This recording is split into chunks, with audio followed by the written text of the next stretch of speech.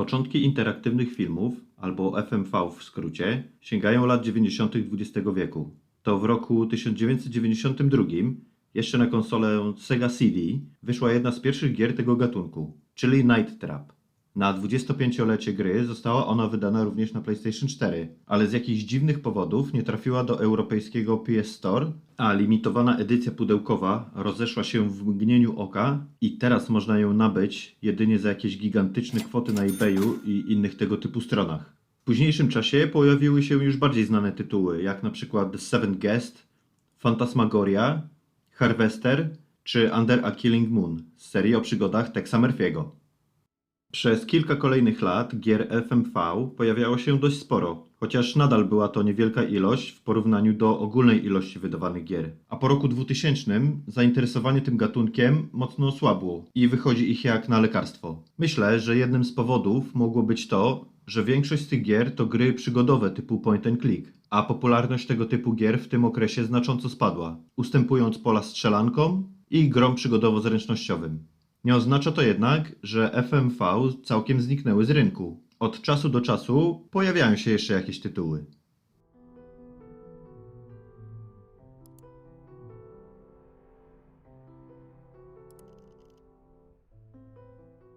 Witam wszystkich bardzo serdecznie na kanale Bassgram i dzisiaj przyjrzymy się bliżej 4 grom FMV na PlayStation 4 i PlayStation 5. Od razu też dodam, że kolejność tytułów jest przypadkowa, a są tylko 4, bo tyle mam, a nie miałem zamiaru specjalnie dokupować kolejnego tytułu, jeżeli nie jest na promocji.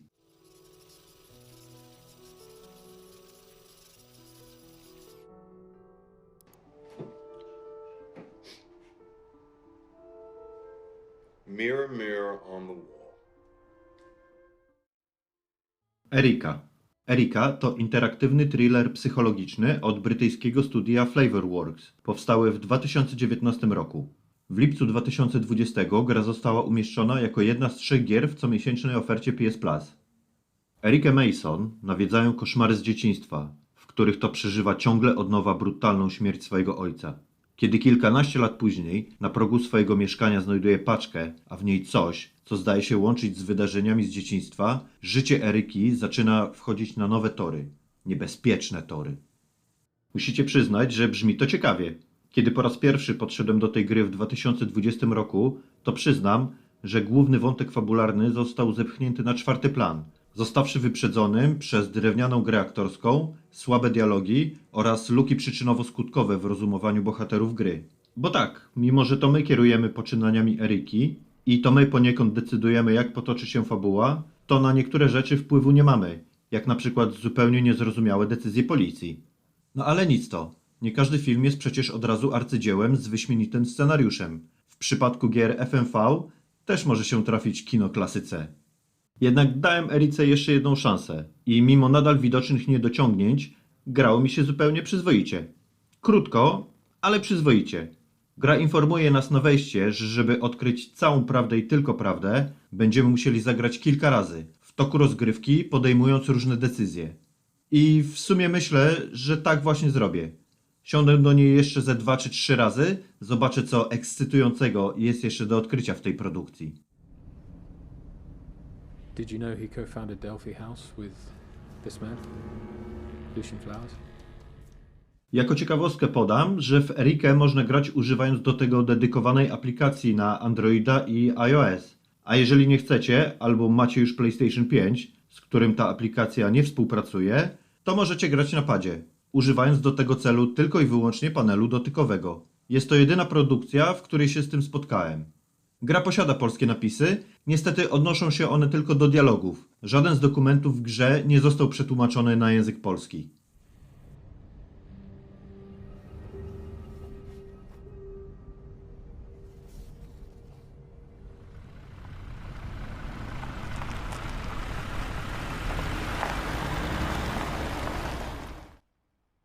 Late Shift.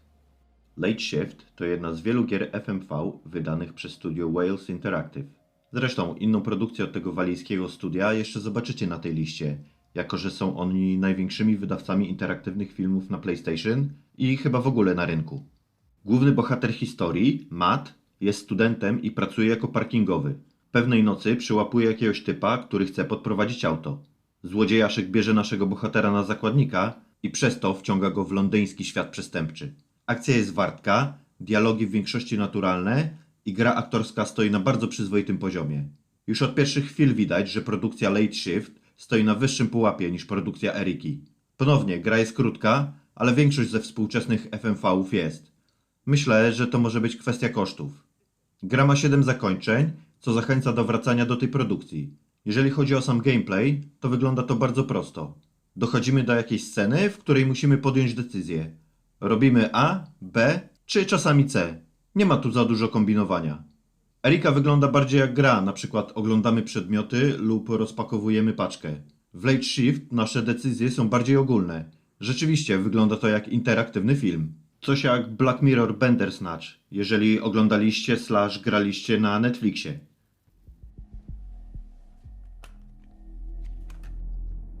Diffenoxin? What the fuck is that? Guess we'd have headaches like you. Hold still, making things worse. Your headache's gonna start the moment you knock me out. And why is that? Because your mate on the couch there, he may have brought you the BMW, but he's brought it here with a valet key. Telling Lies. Tym razem FMV w trochę dziwniejszej formie, pełen zagmatwanych wątków, poszukiwań i po prostu tony filmów do oglądania. W tym naszpikowanym kłamstwami i niedopowiedzeniami interaktywnym filmie nic nie jest takie, jakby się wydawało. Nawet obsługa. Sporo czasu zajęło mi ogarnięcie nawigacji, na pewno bez czytania instrukcji obsługi interfejsu się nie obejdzie.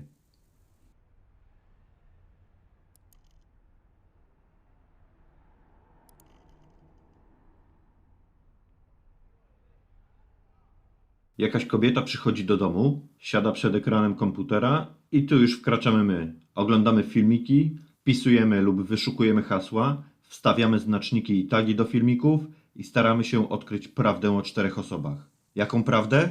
Nie mam pojęcia. Do tej pory nie za bardzo wiem, czego szukam. Oprócz tego, że nieścisłości w zachowaniach i słowach bohaterów. Gram w to już ponad 5 godzin i jakoś końca nie widać. Myślałem też, że wiem, jakie ma być rozwiązanie zagadki, ale teraz już sam nie jestem pewien. Mimo, że mogłoby się wydawać, że nie dzieje się za dużo, tak naprawdę dzieje się wiele. Musimy tylko zadawać odpowiednie pytania.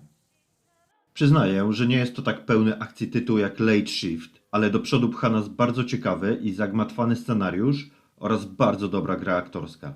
W obsadzie jest m.in. Logan Marshall Green, aktor, którego możecie znać ze świetnego filmu Upgrade, czy mniejszych ról w Spider-Man Homecoming, czy Prometeusz, oraz Alexandra Shipp, która gra Storm w X-Men Apocalypse, a także kilka innych bardziej i mniej znanych osobowości kina i telewizji. Postacie są pełne życia, świetnie napisane, a klipy pozwalają nam zajrzeć w naprawdę bardzo intymne momenty ich życia. Nie jest to jednak tytuł dla każdego. Dość trudny do ogarnięcia system szukania kolejnych wskazówek, podążanie za swoim przeczuciem co do tego, czego w ogóle szukamy oraz żmudne oglądanie filmików może wiele osób odstraszyć od Telling Lies. Ale jeżeli lubicie wyzwania i taką detektywistyczną pracę, to polecam serdecznie.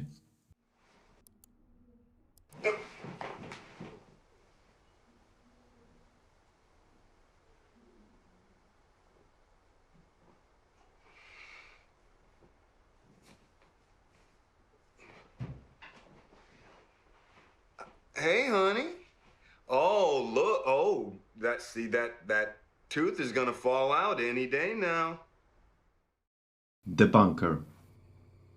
Kolejna produkcja wydana przez Wales Interactive, jedyna w tym zestawieniu gra, która nie posiada polskich napisów. Ale jeżeli wam to nie przeszkadza, to myślę, że będziecie się dobrze bawić. Klaustrofobiczny, ciężki klimat, ciekawa, wciągająca fabuła i znajdźki to atuty tej produkcji. Także gra aktorska leży na przyzwoitym poziomie.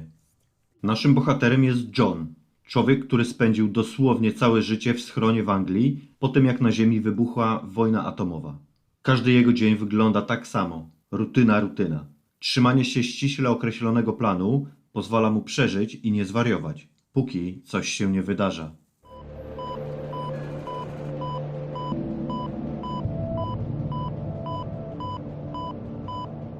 Wraz z postępami w grze poznajemy nie tylko dalsze losy ostatniego mieszkańca bunkra, ale także historię, jak w ogóle doszło do tego, że z 59-osobowej obsady instalacji Pozostał tylko on jeden.